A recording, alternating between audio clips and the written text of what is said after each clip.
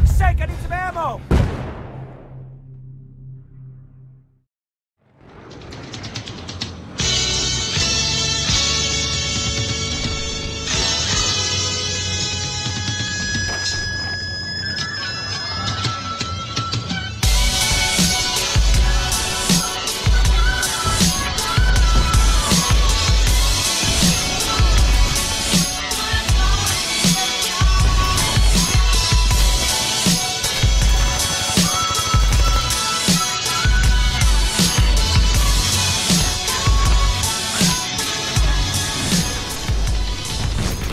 What is going on, ladies and gentlemen? Umi here, bringing you the first look of Armored Kill.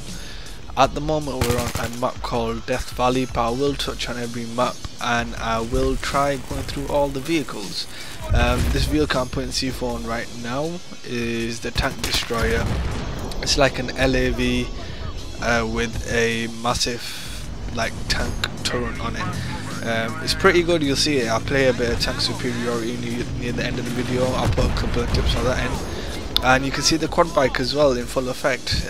This used to be a popular thing to do in Bad Company 2, is put C4 on a quad and go ramming into tanks and blow the C4 up and get the tank kill like I did there. And this is back, I'm glad to say, that was one of the fun things to actually do. And it was pretty effective. I've actually taken out tanks as well, or any type of ground vehicle. So I'm glad the quad bikes are back, and they are properly quick. You can get around the map fairly easily. I mean, they did say that these maps are going to be huge. Death Valley, this one here, is one of the smaller maps. So getting around it is not too bad. As you can probably see on the minimap and on the screen UI, that the flags are not too far apart. And this thing as well that I'm shooting at right here is a mobile artillery, and I have found one problem with it so far already. Is this thing right here. It's kind of hard to defend yourself when you're in one of them. I mean, you're the only person allowed in them, so it's once you stop driving you have to park up and you have to shoot. When you're shooting, there's no real protection from little birds, tanks and stuff. Well, tanks obviously you can drive off, but little birds, it's kind of hard to get away from them. And you can shoot through the windows, as I shoot the guy through the window right there. But here is where I showcase it off a little bit. Now, be warned, this thing, it sounds beastly, it looks beastly, but it is kind of hard to get a kill with, if I'm honest with you. I'm going to fast forward this part, you'll see how many times I actually shoot this thing and I don't get a kill with it. I'll fast forward it now. But I think, what's this map called now? This map is called, completely forgot. What's it? Armored Shield? I think it's Armored Shield, but it's very Caspian border like. A lot of antennas, a lot of green grass, a lot of dirt roads. So it reminds me of Caspian border a lot. This map does.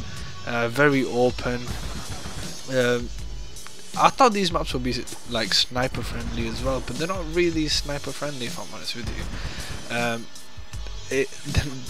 The name of the game is in the title, Armored Kill. You need vehicles to actually play this map, play the objective, play smartly, play the way you need to play it to win games. The AC-130 as well, I've not got a clip of it yet, but it's not as OP as I thought it would be. It's not as bad as it first looks like, but we'll get to that in a later video. And the reason why I'm pressing start is, if you notice now, I'm going to zoom in. Look at the bottom of the minimap, you can see them little circles. That's where my artillery is hitting. So once I've shot it out and I press start and look at the minimap, I can adjust to wherever I need to adjust it. See, and I got a kill. And that kill took me a good 5-10 minutes, and I jumped out to celebrate a little bit because it took me forever. It doesn't come across in the video, but I cut some part of it out. I fast forward some parts, but it did take me forever to just get a kill with it. And this is probably one of my favourite maps so far that I've played. Bandar Desert. It looks absolutely amazing. It reminds me of one of the missions from the campaign. where you roll in a fleet of tanks and you go and take out a fleet of enemy tanks. I can't remember what the mission was called, but it reminds me of that quite a lot.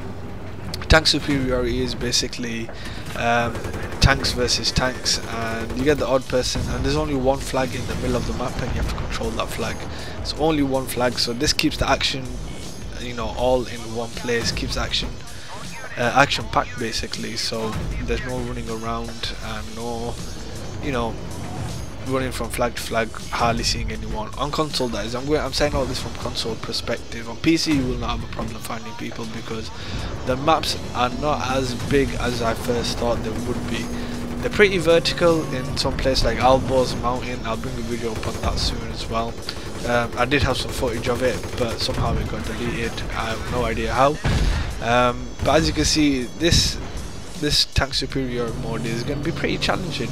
If I'm honest with you, it's going to be pretty challenging because there's a lot of tanks shooting at you. Imagine 6 normal tank shells shooting at you, and if they all hit you, you're gone within a second.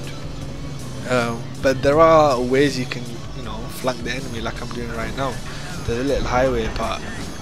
I found out that a lot of the enemy team and my team was going straight ahead, you know, for the flag, going straight up in battles, and they were all getting taken out. So I thought, let me go see, you know, explore the map a little bit, see what I can get around. At the moment I've only been playing Conquest. I've only played like 4 or 5 games, so I can get some footage for a video to show you guys that do not get the DLC today.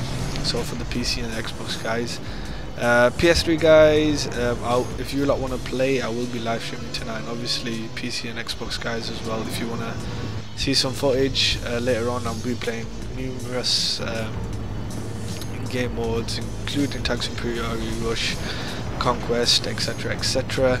But here's a little tip as well: if you see a tank and it doesn't see you, take your time to come up right behind it and get level with its backside, because if you shoot it in the back, it's a 2-shot kill all day, every day. Maybe if you didn't have reactive armor on. That's if he doesn't have reactive armor. See, this flank kind of helped me out a little. But what I gotta be wary of is what I found out whilst I was doing this flank, that I'm right next to their spawn. They come out of that spawn, and a lot of people had worries about there not being enough vehicles for everybody to go around. Trust me, there is.